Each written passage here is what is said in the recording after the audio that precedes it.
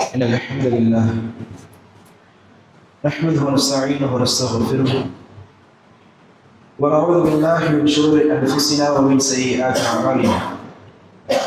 من يهده الله فلا مضل له ومن يضلل فلا هادي له. وأشهد أن لا إله إلا الله وأشهد أن محمدا رسول الله. اللهم صل على محمد وعلى آل محمد كما صليت على إبراهيم وعلى آل إبراهيم إنك حميد مجيد. اللهم بارك على محمد وعلى آل محمد كما باركت على إبراهيم وعلى آل إبراهيم إنك حميد مجيد. أما بعد، قال الله عز وجل في الآية القرآن: أعوذ بالله من الشيطان الرجيم، بسم الله الرحمن الرحيم. يا أيها الذين آمنوا اتقوا الله حق تقاته ولا تموتن إلا وأنتم مسلمون. يا أيها الناس اتقوا ربكم الذي خلقكم من نفس واحدة وخلق منها زوجها وبث منهما رجالا كثيرا ونساء واتقوا الله الذي تساءلون به والأرحام إن الله كان عليكم رقيبا. وقال الله عز وجل في الآية الأخرى: يا أيها الذين آمنوا اتقوا الله وقولوا قولا سديدا يصلح لكم أعمالكم ويغفر لكم ذنوبكم ومن يطع الله ورسوله فقد فاز فوزا عظيما. حسبي الله العظيم.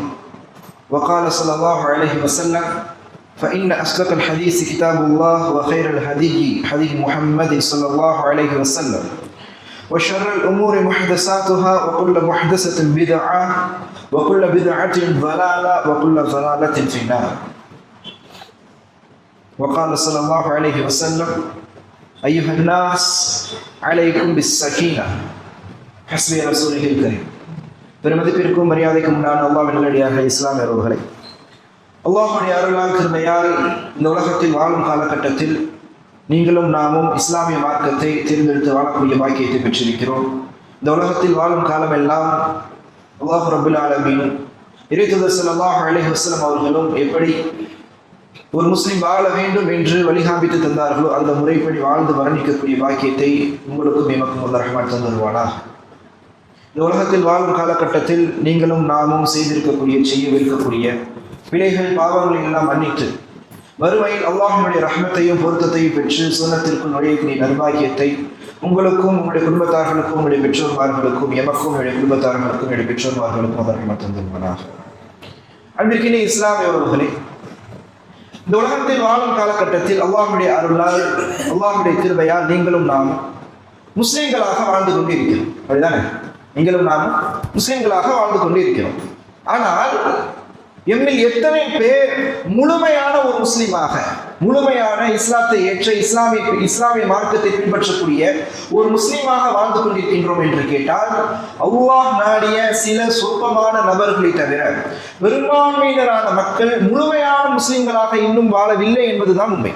முஸ்லிம்களாக வாழக்கூடிய மக்களில் பெரும்பான்மையினர் இன்றும் முழுமையான முஸ்லிம்களாக வாழவில்லை என்பதுதான் நிதர்சனமான உண்மையாக இருந்து கொண்டு இருக்கின்றது. அன்பின் இஸ்லாமியர்களே, யார் முழுமையான முஸ்லிம்?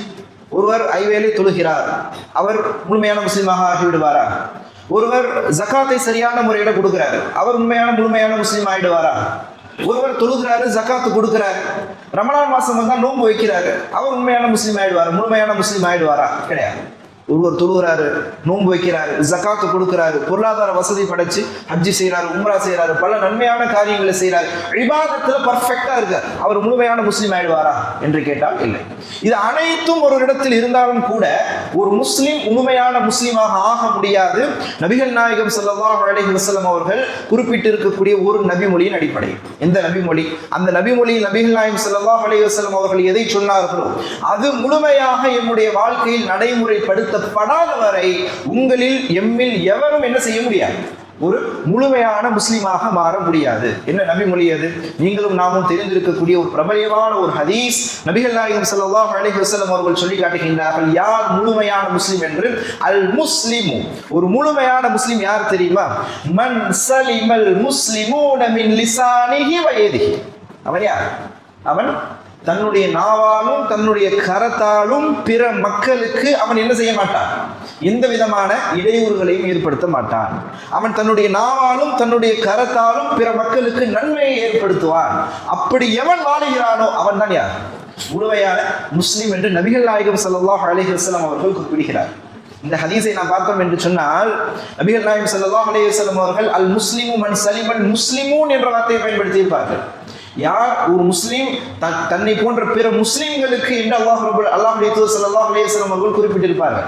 இந்த நபி மொழியில் நபிகள் நாயகம் ஸல்லல்லாஹு அலைஹி வஸல்லம் அவர்கள் பிற முஸ்லிம்களுக்கு என்ற அர்த்தத்தை தரக்கூடிய முஸ்லிம் என்ற வார்த்தையை, முஸ்லிமூன் என்ற வார்த்தையை பயன்படுத்தி இருந்தாலும் இந்த ஹதீஸ் ஒட்டுமொத்த மக்களையும் குறிக்கும். முஸ்லிம்களை மட்டும் குறிக்காது, இந்த உலகத்தில் இருக்கக்கூடிய எல்லா மக்களையும் குறிக்கும். ஒரு முஸ்லிம் அவன் எப்படிப்பட்டவனாக இருக்க வேண்டும், அவன் பிற மக்கள் எல்லோருக்கும், முஸ்லிம்களுக்கு மட்டுமல்ல. அரபியினுடைய இலக்கண மொழியின்படி, இலக்கண வடிவின்படி பொதுவாக குள்ளை சொல்லி ஜுசுவை நாடுவதும், ஜுசுவை சொல்லி குள்ளை நாடுவதும் ஒரு வழக்கம். அதாவது ஒருமை, குறிப்பிட்ட ஒரு விஷயத்தை சொல்லி ஒட்டுமொத்தத்தை நாடுவதும், ஒட்டுமொத்தத்தை சொல்லி ஒரு குறிப்பிட்ட விஷயத்தை நாடுவதும் அரபி இலக்கிய சட்ட விதிகளில் ஒன்று.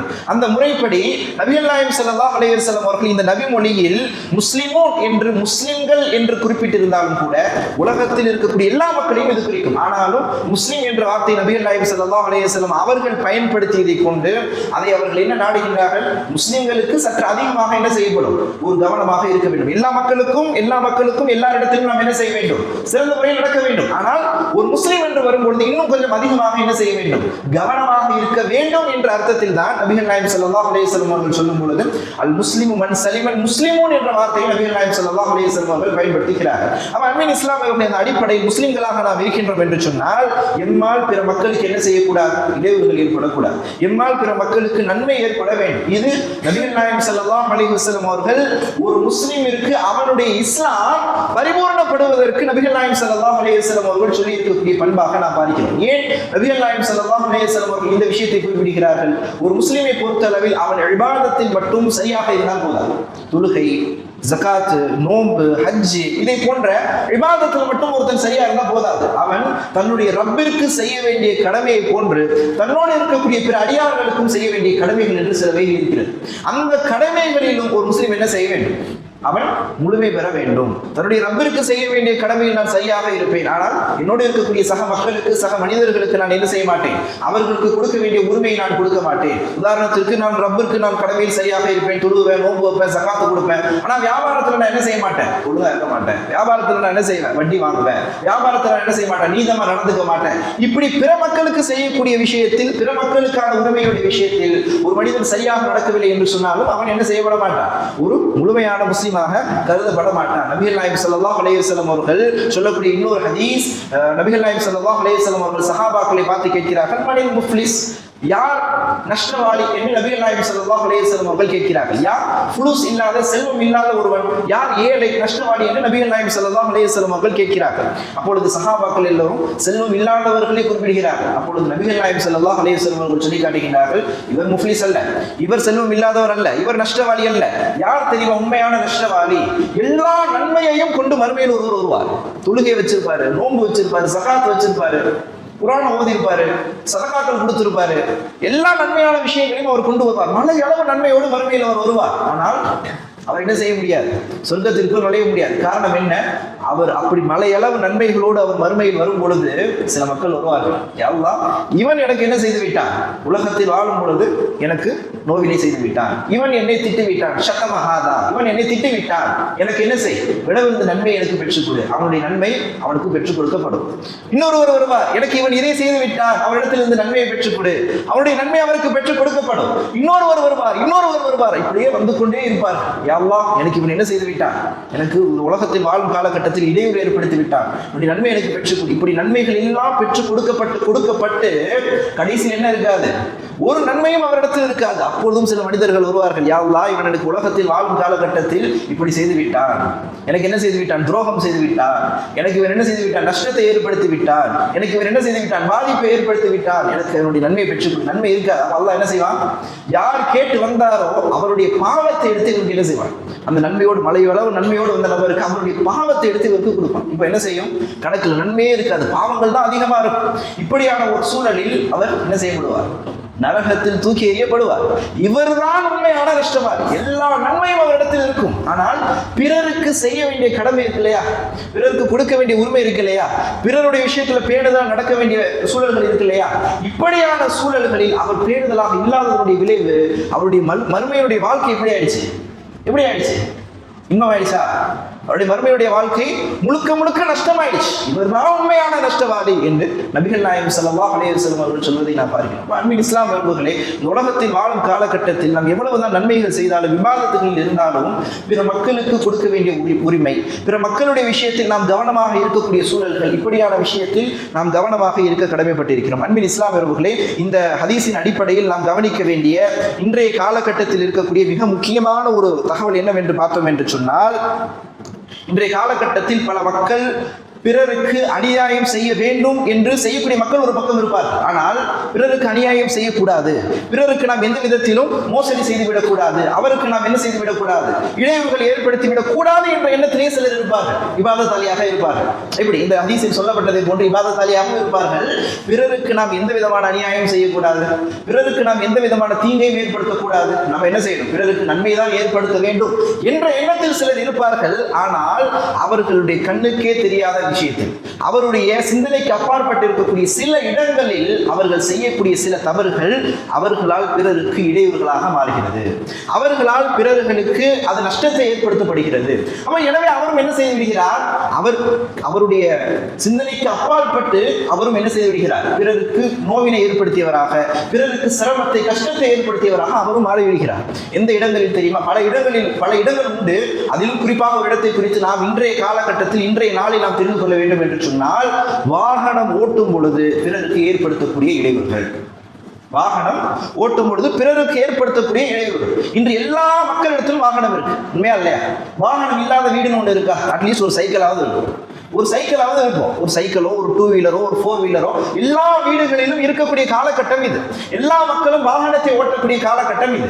இப்படியாக வாகனம் ஓட்டும் பொழுது பல மக்கள் என்ன செய்து விடுகிறார்கள்? சிலர் தெரிந்தே வேண்டும் என்றே, யார் என்ன செய்வார் என்ற ஒரு எண்ணத்தில் அலட்சிய போக்கில் செய்யக்கூடியவர்களும் உண்டு. சில மக்கள் என்ன செய்து விடுகிறார்கள்? அவர்களுக்கு தெரியாமலே கவனக்குறைவாக பல வாகன விதி மீறல்களில் ஈடுபடுகிறார்கள். அதன் காரணமாக என்ன செய்து விடுகிறது? பிற மக்களுக்கு அது நஷ்டத்தை ஏற்படுத்தி விடுகிறது. பிற மக்களுக்கு அவர்கள் எண்ணி பார்க்க முடியாத அளவிற்கு அவர்களுக்கு அது ஒரு சோதனையாக மாறிவிடுகிறது. அன்பின் இஸ்லாம் உறவுகளே, இந்த வாகனத்தை பொறுத்தளவில் ஒரு முஸ்லீமாக இருக்கக்கூடியவர்கள் கவனமாக இருக்க வேண்டும். இந்த வாகனத்தினுடைய விஷயத்தில், வாகனத்தை இயக்கக்கூடிய விஷயத்தில் இந்த இஸ்லாமிய மார்க்கம் சில கட்டளைகளை, சில விதிமுறைகளை, சில கட்டுப்பாடுகளை நமக்கு வைத்திருக்கிறது. அந்த கட்டுப்பாடுகளையும் நாம் எப்பொழுது முழுமையாக பின்பற்றுகின்றோமோ அப்பொழுதுதான் நாம் என்ன செய்யப்படுவோம்? முழுமையாக இஸ்லாமிய சட்டத்திட்டங்கள், இஸ்லாமிய கட்டுப்பாடுகள் அவைகளுக்கு உட்பட்டு நடக்கக்கூடிய ஒரு முஸ்லீமாக இடத்தில் கருதப்படுவோம். இப்போ வாகனத்தில் சொல்லப்பட்டிருக்கக்கூடிய வாகனத்தினுடைய விஷயத்தில் இஸ்லாமிய மார்க்கம் கற்றுத் தந்திருக்கக்கூடிய இப்படியான விஷயங்களில் நாம் ஒழுங்காக இல்லை என்று சொன்னால், கவனக்குறைவாக இருக்கின்றோம் என்று சொன்னால், நாம் என்ன செய்து விடுவோம்?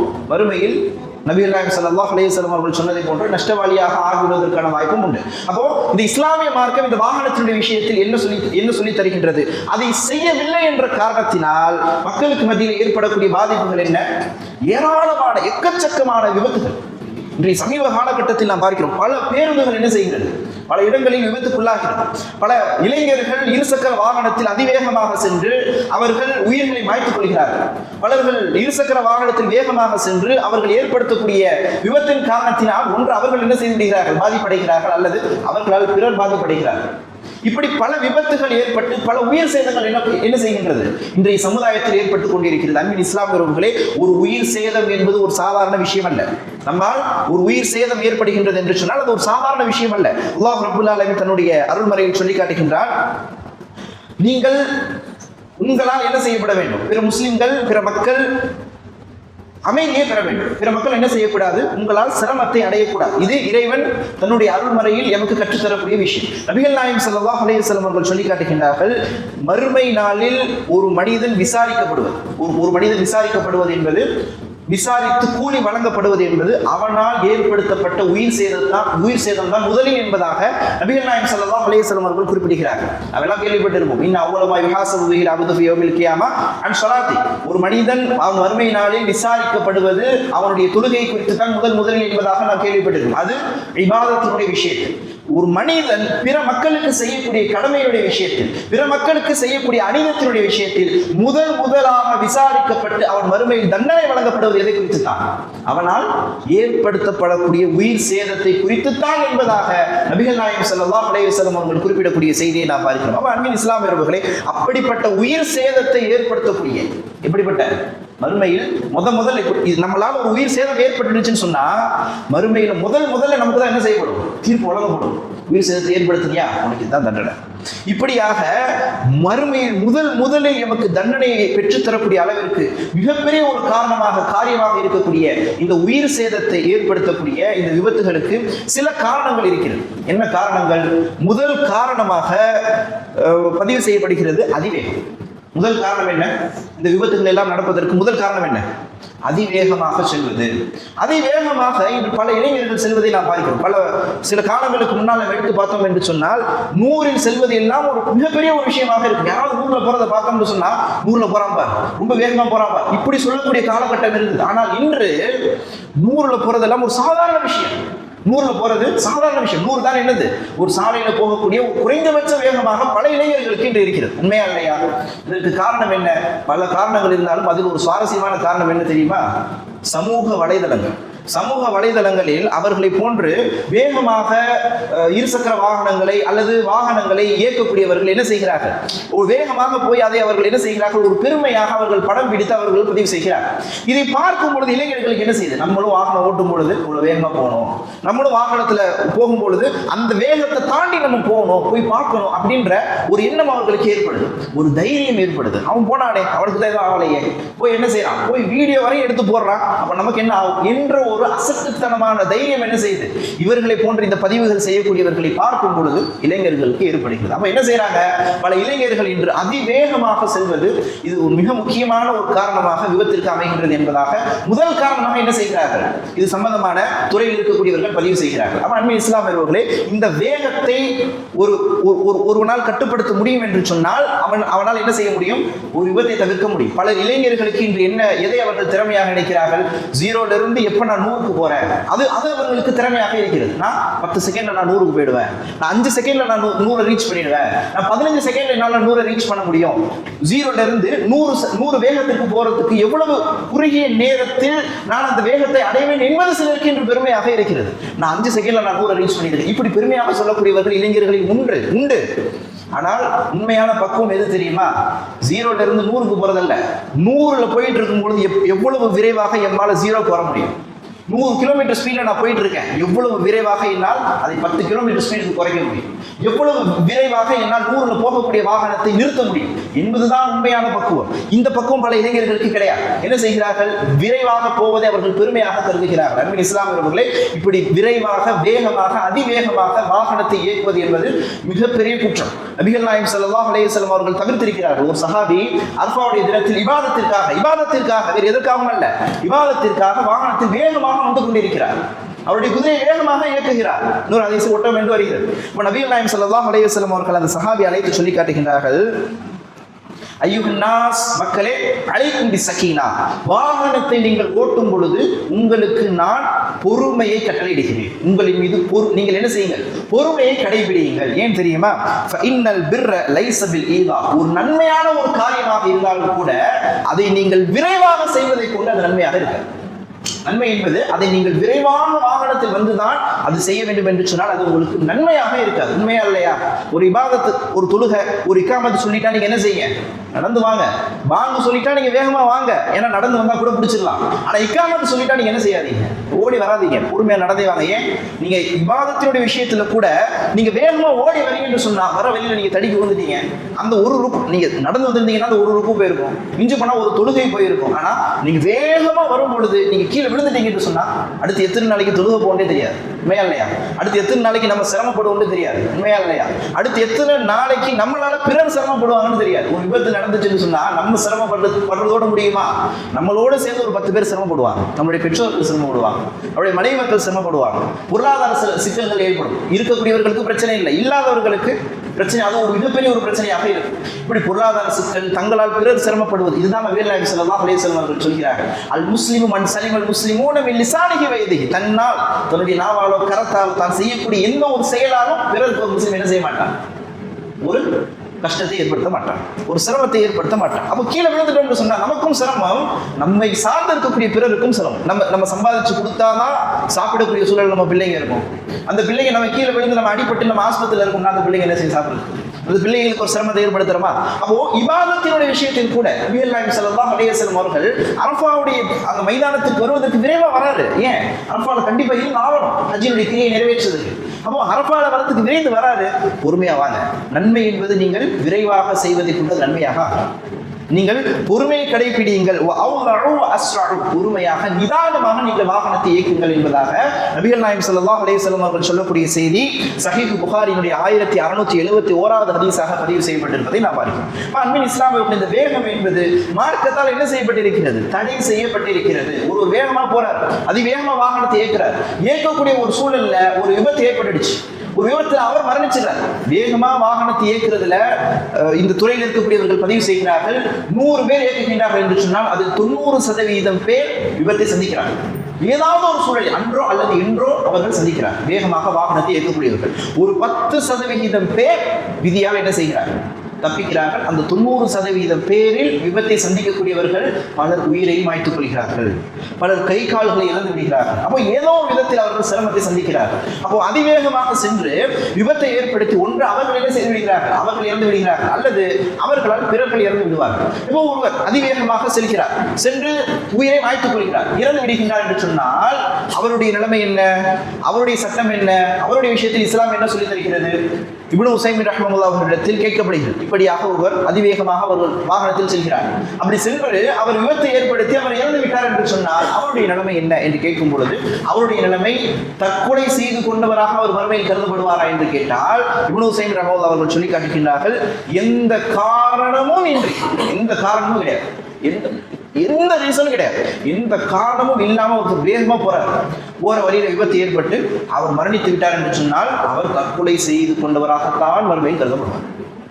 ஒருத்தருக்கு காரணம் இருக்கு, வேகமா ஆஸ்பத்திரிக்கு போய் அவனுக்கு பின்னாடி ஒரு ஆள் இருக்காங்க, அல்லது வேகமா நம்ம போனோம், ஒரு இடத்துல தீ விபத்து ஏற்பட்டுடுச்சு, ஏதோ ஒரு முக்கியமான காரணம் இருக்குமா? அப்படியாக காரணம் இருந்தது என்று சொன்னால் அப்படி செல்லும் பொழுது அவர் இறந்து விட்டாலும் அவருக்கும் கேள்வி நடக்கு உண்டு. அந்த காரணத்தின் அடிப்படையில் அவருடைய கூலி அல்லாஹ் ரப்பல் ஆலமீன் தீர்மானிப்பார். ஆனால் எந்த காரணமும் இல்லை, ஒரு என்டர்டைன்மெண்ட் காண்டி போறார், ரோடு காலியாக கிடக்குன்னு போறார், ஒரு அட்ரினலின் ரஷ், ஒரு போய் தான் பார்ப்போமே அப்படின்ற ஒரு உத்வேகத்துல போறார், இப்படி ஏதோ எந்த காரணமும் இல்லாமல் ஒருத்தர் போறாருன்னு சொன்னா அவர் மறுமையில் தற்கொலை செய்து கொண்டவராகத்தான் கருதப்படுவார். தற்கொலை செய்து கொண்டவருக்கு என்ன மறுமை கூலி? அவர் நிரந்தரமாக நரகத்தில் இருப்பார். நபிகள் நாயகம் ஸல்லல்லாஹு அலைஹி வஸல்லம் அவர்கள் சொன்னது. அப்போ ஒரு முஸ்லிமாக இருந்தும் இந்த உலகத்தில் வாழும் காலகட்டத்தில் பல விதமான இபாதத்துகள் அமல்களில் ஈடுபட்டும் ஒரு சின்ன ஒரு கட்டுப்பாட்டை இழந்ததன் காரணத்தினால், ஒரு சின்ன ஒரு இடத்தில் வறுமை மீறியதன் காரணத்தினால் வறுமையினுடைய ஒட்டுமொத்த இன்பங்களையும் நாம் இழக்கக்கூடிய ஒரு சூழல் ஏற்படுகின்றது என்று சொன்னால் அது ஒரு முஸ்லிம் என்ன செய்ய வேண்டும்? கவனமாக இருக்க வேண்டும். அப்போ ஒரு அதிவேகமாக செல்வதை கொண்டு ஒன்று நம்ம மரணிச்சிடும். அப்போ நமக்கு இப்படியான விஷயங்கள் பிறரை நம்ம கொண்டுடுறோம். நம்ம வேகமாக போகிறோம், ஒரு காரில் போயிட்டு இருக்கோம், ரொம்ப ஸ்பீடாக போயிட்டு இருக்கோம், எந்த காரணமும் இல்லை, போயிட்டு இருக்கும் பொழுது ஒரு விபத்தை ஏற்படுத்தி பிறர் இறந்து விட்டார்கள் என்று சொன்னால், ஒரு மரணம் ஏற்பட்டு விட்டது என்று சொன்னால் அவருக்கான இஸ்லாமிய சட்டம் அவர் என்ன செய்ய வேண்டும்? தியா, பிளட் மணி, அதாவது மரணித்தவர்களுக்கு அதற்கான சன்மானத்தை அவர்களுடைய பொறுப்பாளர்கள், அவர்களுடைய இரத்த பந்தத்தில் மிக நெருக்கமானவர்கள் எந்த பொருளாதாரத்தை அவர் கேட்டாலும் அதை கொடுக்கும். இந்த ஊரில் இருக்கக்கூடிய கட்ட பஞ்சாயத்தில் இருக்கக்கூடிய விஷயம் மட்டுமல்ல, இஸ்லாமிய மார்க்கம் 1400 ஆண்டுகளுக்கு முன்னால் கற்றுத் தருகிறது. உங்களால் ஒருவர் கொல்லப்பட்டு விட்டார் என்று சொன்னால் எந்த காரணமும் இல்லாமல் அவருக்கு நீங்கள் என்ன செய்ய வேண்டும்? அவர்கள் கேட்கக்கூடிய சரியான தகுந்த பொருளாதாரத்தை அவர்களுக்காக கொடுக்க வேண்டும். அதே நேரத்தில் இப்னு உஸைமின் ரஹ்மத்துல்லாஹி அவர்கள் குறிப்பிடுகிறார்கள், கஃபாரா, தொடர்ச்சியாக 2 மாதங்கள் என்ன செய்ய வேண்டும்? நோன்பு நோக்க வேண்டும் என்பதாக இப்னு உஸைமின் ரஹ்மத்துல்லாஹி அவர்கள் குறிப்பிடுகிறார். அப்போ நம்ம வேகமாக போவதை கொண்டு இப்படியான கடுமையான சட்டங்களை எல்லாம் இஸ்லாமிய மார்க்கம் ஏற்படுத்துகின்றது. காரணம் என்ன? அதை கொண்டு நபிகள் நாயகம் ஸல்லல்லாஹு அலைஹி வஸல்லம் அவர்கள் சொன்னதை போன்று நாமும் சலாமத்து பெற வேண்டும், நம்மால் பிறரும் சலாமத்து பெற வேண்டும். இது இஸ்லாமிய மார்க்கம் கற்றுத் தந்திருக்கக்கூடிய மிக முக்கியமான சட்டமாக இருந்து கொண்டிருக்கிறது. அன்பின் இஸ்லாமியர்கள் இதை தாண்டி பல காரணங்கள் இருக்கிறது. ஆனால் இந்த வேகம் என்பதுதான் மிக முக்கியமான காரணமாக இருந்து கொண்டிருக்கிறது இந்த விபத்துகள் ஏற்படுவதற்கு. இந்த அதிலும் முக்கியமாக பெற்றோர்களும் இதற்கு காரணமாக இருக்கிறார்கள். அவர்கள் விலை உயர்ந்த அல்லது அதிவேகமாக செல்லக்கூடிய ஒரு இருசக்கர வாகனத்தை கேட்கின்றார்கள் என்று சொன்னால் பிள்ளைகள் அவர்களுக்கு எக்காரணத்தை கூட என்ன செய்யக்கூடாது, வாங்கி கொடுக்கக்கூடாது. ஒரு குறிப்பிட்ட வயசு வரை என்ன செய்ய முடியாது, அவர்களால் அதை கட்டுப்படுத்த முடியாது. அந்த ஒரு மெக்கானிஷன், அந்த ஒரு இன்ஜின் இருக்கு இல்லையா, அதனுடைய சக்தியை அந்த இளைஞர்களால் கட்டுப்படுத்த முடியாது. அது அவர்களை என்ன செய்துவிடும், ஒரு நாளில் ஒரு நாள் மிகச்சிடும். ஒரு நாள் அவருடைய கட்டுப்பாட்டை விட்டு அதை தாண்டி போயிடும். அப்படி போயிடுச்சுன்னு சொன்னா உங்களுக்கு உங்க பிள்ளை கிடையாது. அப்படி போயிடுச்சுன்னு சொன்னா உங்களுக்கு உங்க பிள்ளை கிடையாது. அதுக்கப்புறம் நீங்க அந்த பிள்ளையை ஜனாசாவை தான் பார்க்க முடியும். அப்ப இப்படியான ஒரு சூழல் இருக்கும் பொழுது பெற்றோர்கள் என்ன செய்யக்கூடாது, அதிவேகமாக செல்லக்கூடிய வாகனத்தை வாங்கி கொடுக்கக்கூடாது. அப்படி ஒரு வாகனத்தை நீங்கள் வாங்கி கொடுக்கின்றீர்கள், அல்லது 100-120 போற வாகனம் தான், அது அதிவேக, எல்லா வாகனமும் போகக்கூடிய ஒரு வேகம் தான். இப்படியான ஒரு வாகனத்தை நீங்கள் உங்களுடைய பிள்ளைகளுக்கு வாங்கி கொடுத்தாலும் அவசியமாக நீங்கள் என்ன செய்ய வேண்டும், அதற்கென்று அந்த வேகத்தை கட்டுப்படுத்தக்கூடிய கருவிகள் உண்டு. அது எந்த பெற்றோர்களும் கவலை கொள்வதே இல்லை. வேகத்தை கட்டுப்படுத்தக்கூடிய கருவிகள் உண்டு. அந்த இவ்வளவு வேகத்திற்கு மேல் போகக்கூடாது என்பதை கட்டுப்படுத்தக்கூடிய கருவிகளை நாம் அந்த வாகனத்தில் நாம் பொருத்திவிட்டோம் என்று சொன்னால் அதற்கு மேலே போகாது. அப்படி ஒருவேளை போனாலும் என்ன செய்யும், நம்மளுடைய மொபைல் ஃபோன் இன்னைக்கு எவ்வளவு டெக்னாலஜி வந்துருச்சு. ஒரு சமைக்கிறதுக்கு நம்ம யூடியூப் எடுத்து நம்ம டெக்னாலஜி நம்ம யூஸ் பண்றோம். எதுக்கும் நம்ம டெக்னாலஜி யூஸ் பண்றோம். போன் எடுத்து நம்ம தேடுறோம். சரியாக பயன்படுத்த வேண்டிய இடங்களில் பெற்றோர்கள் பயன்படுத்துவது இல்லை. அப்போ அந்த டெக்னாலஜியை பயன்படுத்தி நம்ம அந்த கருவியை நம்ம புகுத்திட்டோம்னு சொன்னா 80ன்னு நம்ம செட் பண்ணோம்னா 80க்கு மேல உள்ள போறான்னு ஒரு நோட்டிபிகேஷன் வரும்.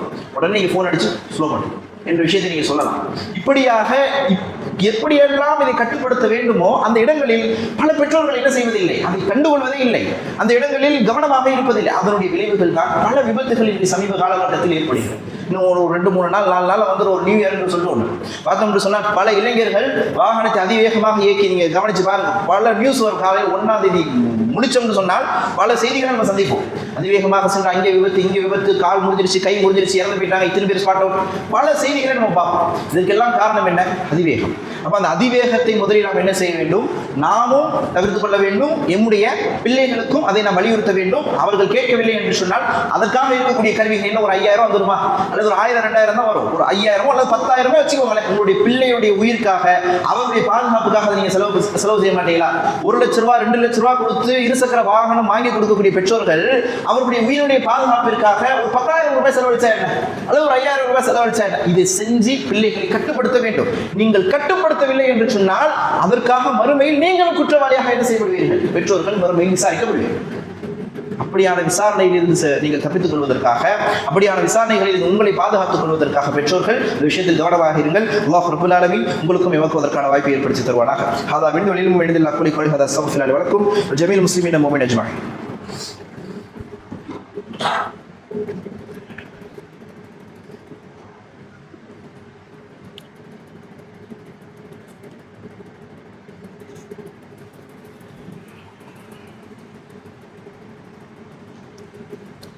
الحمد لله نحمده ونستعينه ونستغفره ونعوذ بالله من شرور انفسنا ومن سيئات اعمالنا من يهده الله فلا مضل له ومن يضلل فلا هادي له واشهد ان لا اله الا الله واشهد ان محمد رسول الله. اما بعد. அன்பின் இஸ்லாமியர்களே, ஒரு முஸ்லிமை பொறுத்தளவில் அவன் தன்னால் பிறருக்கு என்ன செய்ய மாட்டான், நோயை ஏற்படுத்த மாட்டான், பிறருக்கு சிரமத்தை ஏற்படுத்த மாட்டான். அப்படி சிரமத்தை ஏற்படுத்தக்கூடிய விஷயங்களில் மிக முக்கியமான விஷயமாக இன்றைய சமுதாயத்தில், இன்றைய காலகட்டத்தில் மாறி இருப்பது வாகனத்தை இயக்கும் பொழுது. முதலாவது வேகத்தை பார்த்தோம். இரண்டாவது சிரமத்தை ஏற்படுத்துவதில் பலர் கவனிக்க வேண்டிய, கவனம் செலுத்த வேண்டிய விஷயம் என்னவென்று சொன்னால் பாதுகாப்பு உபகரணங்கள். வாகனத்தை ஓட்டக்கூடியவர்களுக்கு என்று அதற்கென்று சில பாதுகாப்பு உபகரணங்கள் இருக்கு. ஒரு ஹெல்மெட் போடுங்க, இல்லாட்டி உங்களுக்கு 500 ரூபாய் ஃபைன், ஒரு 1000 ரூபாய் ஃபைன் என்று சொல்லிட்டு சொல்லுவதை நாம் என்ன செய்கின்றோம், ஒரு கடினமான விஷயமாக நம்ம பார்க்கணும். அதை அனுபவிச்சோம், அல்லது ஏதாவது ஒரு நிகழ்வுல அந்த ஒரு ஹெல்மெட்டினால் நம்முடைய உயிர் பாதுகாக்கப்பட்டுச்சுன்னு சொன்னா, அப்படி எவர்கள் எல்லாம் பாதுகாக்கப்பட்டார்களோ அவர்களுக்கு தான் அதனுடைய அருமையும் அவர்கள் சொல்லக்கூடியதற்கான காரணமும் முழுமையாக இருக்குது. அப்போ எல்லா விஷயத்தையும் நான் பட்டுதான் திருந்துவேன், எல்லா விஷயத்தையும் நம்ம அனுபவிச்சாதான் அது புரிஞ்சுக்குவேன் சொன்னா அது ஒரு முஸ்லீம் கல்வி கிடையாது. ஒரு முஸ்லீமை பொறுத்தளவில் அவன் சொல்லாலே அவன் என்ன செய்வான், அதை சிந்தித்து அவன் அதை கொண்டு அவன் படிப்பினை பெறுவான். அதை கொண்டு அவன் என்ன செய்வான், அவன் தன்னை சீர்திருத்தம் செய்து கொள்வான். அப்போ பல மக்களை நாம் பார்க்கிறோம், தலைக்கவசம் அணிந்தால் கண்டிப்பாக அவருக்கு எந்த விதமான உயிர் சேதமும் ஏற்படாதா என்று கேட்டால் அப்படி அல்ல. பல இடங்களில் பார்த்தோம் என்று சொல்லி சின்ன அடி தலையில் பட்டவங்க மறைஞ்சிருவார். ஆனால் அந்த மாதிரியான விஷயங்களை எல்லாம் என்ன செய்ய முடியும், தவிர்த்து கொள்ள முடியும். அப்போ அந்த பாதுகாப்பு உபகரணங்கள் எல்லாம் இருக்கின்றது என்று சொன்னால் அதை சரியான முறையில் நாம் பயன்படுத்த வேண்டும். அதற்கு அடுத்தபடியாக இதுவும் இந்த பாதுகாப்பு உபகரணங்களும் பயன்படுத்தப்படாமல் இருப்பதும் வாகன விபத்துகள் ஏற்படுவதற்கான இரண்டாவது மிகப்பெரிய காரணமாக போக்குவரத்து துறையில் இருக்கக்கூடியவர்கள் பதிவு செய்வதை நாம் பார்க்கிறோம். மூன்றாவது ரொம்ப ரொம்ப முக்கியமான ஒரு காரணம் என்னவென்று சொன்னால், ஒருத்தர் வந்து வேகமாக போல அல்லது பாதுகாப்பு உபகரணங்களும் அணிஞ்சிருக்காரு, ஆனால் கவனக்குறைவாக போறாரு. அவர்கிட்ட கவனம் இல்லை, போயிட்டு இருக்காரு, பின்னாடி எந்த வாகனம் வருதுன்னு பார்க்கறது கிடையாது, திடீர்னு கொடுத்து வளைஞ்சிடும். இப்படி ஏகப்பட்ட விபத்துகள், குறிப்பாக பெண்கள், ஆண்களும் பெண்கள் அதிகமாக இந்த இப்படியான விபத்துகள் நடப்பதற்கு காரணமாக இருக்கிறார்கள். நான் சொல்லல, இந்த துறையில் இருக்கக்கூடிய போக்குவரத்து துறையில் இருக்கக்கூடியவர்கள் பதிவு செய்கிறார். அப்போ எந்த ஒரு இடத்துல நம்ம போறோம்னு சொன்னால், நம்ம எந்த இடத்துல போயிட்டு இருக்கோம், எந்த இடத்துக்கு நம்ம அடுத்து போகணும், எந்த இடத்துல நம்ம திரும்புறோம்னு சொன்னா அந்த இடத்துல இருந்து யாராவது வந்தா என்ன செய்யணும், அல்லது பின்னாடி வர ஒருத்தர் வரான்னு சொன்னா அவரை நம்ம கவனிச்சோமா இல்லை என்ற எல்லா விஷயத்தையும் என்ன செய்ய வேண்டும், வாகனத்தை இயக்கும் பொழுது கவனமாக இருக்க வேண்டும். வாகனத்தை இயக்கும் பொழுது இந்த கவனம் தான் அவருடைய உயிருக்கு பாதுகாப்பு. இந்த கவனம் இருந்து விட்டது என்று சொன்னால் ரொம்ப கவனமா இருக்கார். ஒருத்தர் வந்து ஒரு பாதுகாப்பு உபகரணமே யூஸ் பண்ணல, பாதுகாப்பு உபகரணம் யூஸ் பண்ண மறந்துட்டார், அல்லது அவர் பயன்படுத்துறதுக்கான சூழ்நிலை அவர்கிட்ட இல்லை, அவர்கிட்ட கையில கிடைக்கல, அல்லது ஏதோ ஒரு அவசரத்துக்காக வேகமா போறார், பாதுகாப்பு உபகரணம் யூஸ் பண்ணல, ஒரு அவசரத்துக்காக வேகமாக போறார், ஆனா ரொம்ப கவனமா போனார்னு சொன்னா அல்லாஹ்வுடைய உதவியை கொண்டு அந்த இடத்தில் இந்த விபத்தை தவிர்ப்பதற்கான வாய்ப்பு உண்டு. அப்போ கவனம் என்பதுதான் ரொம்ப முக்கியமான விஷயம். அப்போ ஒரு இடத்துல நம்ம போறோம், அதிகமான வயோதிகத்தில் இருக்கக்கூடியவர்கள் மன வருத்தம் கொள்ள வேண்டாம். உண்மையாக இந்த ஊர்ல பல முறை நம்ம கவனிச்சிருக்கோம், ஒரு இடத்துல ஒரு சந்திலிருந்து திரும்புறீங்கன்னு சொன்னா இந்த பக்கம் எந்த வாகனம் வருதுன்றதை பார்த்துட்டு திரும்புறது கிடையாது, அப்படியே வந்து இந்த பக்கம் திரும்புறது, அப்படியே வந்து நேராக கிராஸ் பண்ணி அந்த பக்கம் போறோம். இந்த பக்கம் கார் வரும், நமக்கே பார்க்கும்போது பல தடவை பதறி இருக்கும். நம்ம பள்ளிக்கு தொழுகிற அப்படி சகோதரா தான் இருப்பார், அப்படியே நேராக வந்து அப்படியே கொடுத்து கிராஸ் பண்ணுவார், நேராக வந்து இந்த பக்கம் பார்க்கறது கிடையாது, இந்த பக்கம் பார்க்கறது கிடையாது, அவர் பாட்டுக்கு திரும்புறது, ஒரு இண்டிகேட்டர் யூஸ் பண்றது கிடையாது. இன்னும் சிலர் என்ன செய்வார்கள் தெரியுமா, கவனக்குறைவுடைய உச்சம், இண்டிகேட்டரை போட்டுட்டா பின்னாடி எந்த வாகனம் வந்தாலும் முன்னாடி எந்த வாகனம் வந்தாலும் கண்டுகொள்ளவே தேவையில்லை, நம்ம திரும்பலான்னு ஒரு எண்ணம். அப்படி அல்ல, இண்டிகேட்டர் என்பது ஒரு சின்ன இண்டிகேஷன் தான். நான் வளைய போறேன், நான் இந்த இங்கே போயிட்டு இருக்கேன், நான் இந்த பக்கம் போக போறேன்றத முன்னாடியும் பின்னாடியும் வரக்கூடிய வாகன ஓட்டிகளுக்கு தெரியப்படுத்தக்கூடிய ஒரு சின்ன இண்டிகேஷன் தான் அந்த இண்டிகேட்டர். அதை போட்டுட்டாலே வளையலாம் என்று எந்த விதமான ஒரு சட்டமும் கிடையாது. இப்போ பலர் என்ன நினைக்கிறாங்க, போட்டுட்டு நம்ம பாட்டுக்கு திரும்பலான்னு, போட்டுட்டு பின்னாடி வரது கவனிக்கிறது கிடையாது, முன்னாடி வரது கவனிக்கிறது கிடையாது, திரும்புறது. அப்போ இப்படியாக போகும்பொழுது இதுவெல்லாம் ஒன்று நமக்கும் ஒரு பாதிப்பை ஏற்படுத்தும். வர முட்டிட்டாலும் என்ன செய்ய முடியும், நமக்கு தான் சிரமம். அப்போ நமக்கும் ஒரு பாதிப்பை ஏற்படுத்தும். அதே போன்று நம்ம திரும்புறோம், சில அதிகமான இடங்கள்ல நம்ம பார்த்தோம்னு சொன்னா திரும்பிடுவாங்க, இவங்க மேல முட்டக்கூடாதுன்னு சொல்லிட்டு வளைஞ்சு அவங்க போய் எங்காவது முட்டி விடுவோம். அப்போ இதெல்லாம் எவ்வளவு பெரிய ஒரு சேதத்தை, பலருக்கு உயிரே போயிருக்கு. இப்படிலாம் இவர் திரும்பிடுவாரு, இவர் மேல முட்டிடுவோமேன்னு சொல்லி இந்த பக்கம் திரும்பி அவர் போய் எங்காவது விழுந்துருவார், அவர் விழுந்து அவருக்கு தலையில கை அடிபட்டு அல்லது கை கால் போய் அல்லது அவர் எங்காவது போயிடுவார். இப்படியான விஷயங்களும் ஏற்படுவதற்கான ஒரு சூழல்கள் இருக்கின்றது என்ற அடிப்படையில் ரொம்ப கவனமா வாகனத்தை ஓட்டக்கூடியவர்கள் வாகனத்தை இயக்க வேண்டும். எந்த இடத்துல வளைஞ்சாலும் சரி, எந்த இடத்துல திடீர்னு நின்றாலும் சரி, பின்னாடி வாகனம் எவ்வளவு தூரத்துல வருது அந்த கவனிச்சுதான் வேலை செய்யணும். அந்த இடத்துல ஒரு குறிப்பிட்ட ஒரு திடீர்னு நிக்கிறதா பிளான் பண்ணி நிற்க மாட்டோம். அப்போ நிற்க வேண்டிய ஒரு சூழல் வந்ததுன்னு சொன்னா ஒரு குறிப்பிட்ட வினாடியிலேயே நம்ம பின்னாடி எந்த வாகனம் வருது அப்படின்ற விஷயங்களை எல்லாம் கவனிச்சு நிற்கணும், ஓரமா நிற்கணும். இப்படியான விஷயங்களை எல்லாம் நாம் கவனமாக நாம் பின்பற்றினோம் என்று சொன்னால் இந்த வாகன விபத்துகளால் ஏற்படக்கூடிய பல சேதங்களை நாம் என்ன செய்யலாம், தவிர்த்துக் கொள்ளலாம் என்பது மிக முக்கியமான விஷயமாக இருக்கின்றது. அதற்கு அடுத்தபடியாக கடைசியான விஷயம், எல்லா மக்களும் செய்யக்கூடிய விஷயம், யாரும் விதிவிலக்கு இல்லை என்று சொல்லக்கூடிய அளவுக்கு விதிமீறல். மொபைல் ஃபோனை பயன்படுத்திட்டு போகிறது, அல்லது ராங் ரூட்ல போகிறது, அல்லது 3 பேர் 4 பேராக போகிறது, அல்லது கண்ணாடி இல்லாமல் போகிறது, அல்லது ஃபோன் பேசிக்கிட்டே போகிறது, அல்லது என்ன செய்யறதுன்னா நைட்டில் போகும் பொழுது இது ரொம்ப முக்கியமான விஷயம். எதிரில் வரக்கூடிய எதிர்த்தரப்பினர் அவர் பார்க்கவே முடியாத மாதிரி லைட்டை கண்ணுக்கு நேரம் அடிச்சுட்டு போகிறார். கொஞ்சம் அந்த ஒரு டிம் பண்ணோம்னு சொன்னால் அந்த லைட்டை கொஞ்சம் கீழே இறக்கணும்னு சொன்னால் அவரும் பத்திரமா போவார், நம்மளும் பத்திரமா போகலாம். அப்போ என்ன செய்யறது கிடையாதுன்னு சொன்னால் பிறருடைய நலத்தை அந்த இடத்துல யோசிக்கிறதே கிடையாது. ஒரு முஸ்லீமை பொறுத்தளவில் மார்க்கம் சொல்லி தருகிறது, பிறர் நலம் நாடுவது தான் முஸ்லீம், அதுதான் இஸ்லாம், அதுதான் உங்களுக்கு இஸ்லாம் கற்றுத் தருகிறது. உங்களால் பிறருக்கு சிரமம் ஏற்படாது, உங்களால் பிறருக்கு நன்மை ஏற்படும், உங்களால் பிறர் என்ன செய்வார், அவர் மன நிம்மதி பெறுவார். மன் சலிமல் முஸ்லிமூன மின் லிசானிஹி வ யதிஹி, இதுதான் இஸ்லாமிய மார்க்கம் கற்றுத் தரக்கூடிய விஷயம். அப்போ இருசக்கர வாகனத்தில் போறவங்க கூட என்ன செய்யணும், எதுக்காப்புல ஒரு வண்டி வருதுன்னு சொன்னா இரவு நேரத்தில் வெளிச்சத்தை கீழே இறக்கணும். இப்படியான விஷயங்கள் எல்லாம் விதிமீறல்களில் நடப்பதன் காரணத்தினாலும் இந்த விபத்துகள் நடக்கின்றது என்பதை நாம் பார்க்கிறோம். அல்லாஹ் ரப்பல் ஆலமீன் உங்களையும் இந்த இப்படியான சாலை விபத்துகளில் இருந்து பாதுகாக்க வேண்டும். நாம் கவனமாக இருப்போம். இன்ஷா அல்லாஹ் வரக்கூடிய காலங்களில் பிள்ளைகளை பெற்ற பெற்றோர்கள் உங்களுடைய பிள்ளைகளுக்கு எச்சரிக்கை செய்யுங்கள். அல்லாஹ் ரப்பல் ஆலமீன் உங்களையும் இப்படியான சாலை விபத்துகளால் நமக்கு ஏற்படக்கூடிய சேதங்களையும் எம்மால் பிறருக்கு ஏற்படக்கூடிய சேதங்களையும் அல்லாஹ் ரப்பல் ஆலமீன் தடுத்து தருவானாக. நபிகள் நாயகம் ஸல்லல்லாஹு அலைஹி வஸல்லம் அவர்கள் வாகனத்தை இயக்கும் பொழுது வீட்டிலிருந்து நீங்கள் செல்லும் பொழுது துஆவாக நீங்கள் இறைவனிடத்தில் கேளுங்கள், யா அல்லாஹ் அல்லாஹ் என்னால் பிறருக்கு ஏற்படக்கூடிய சேதங்களையும் பிறரால் எனக்கு ஏற்படக்கூடிய கஷ்டங்களையும் நீ என்ன செய் பாதுகாத்து அருள்வாயாக என்பதாக ஒவ்வொரு முறையும் நீங்கள் வாகனத்தை இயக்கும் பொழுது வீட்டிலிருந்து வெளியேறும் பொழுது இறைவனிடத்தில் பிரார்த்தனையாக கேளுங்கள் என்பதாக நபிகள் நாயகம் ஸல்லல்லாஹு அலைஹி வஸல்லம் அவர்கள் பெற்றுத் தந்திருக்கிறார்கள். அந்த அடிப்படையில் அன்பின் இஸ்லாமியர்களை அல்லாஹ் ரப்பல் ஆலமீனுக்கு கட்டுப்பட்டு அல்லாஹ்வுடைய தூதர் ஸல்லல்லாஹு அலைஹி வஸல்லம் அவர்கள் சொன்னதை போன்று வேகம் இல்லாமல் நிதானமாக பொறுமையாக செல்வோம், விதிமுறைகளை கடைபிடித்து கவனமாக செல்வோம். அல்லாஹ் ரப்பல் ஆலமீன் உங்களுக்கும் எமக்கும் அதற்கான சூழலை வாய்ப்பை ஏற்படுத்தி தருவாராக. ஹதா பின் வலியும் வழியில் அக்குலி கல்ஹத அஸ்ஸஃபில்லாஹி வலக்கும் வல் ஜமீல் முஸ்லிமீன முஃமினீன் அஜ்மஈன்.